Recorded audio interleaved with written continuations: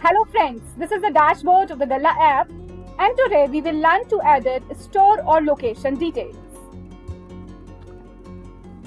So when you will click on locations or stores, this page will appear. Here to edit the location details, click on the pan icon. The outlet or the location information will display here. Now you can edit the detail.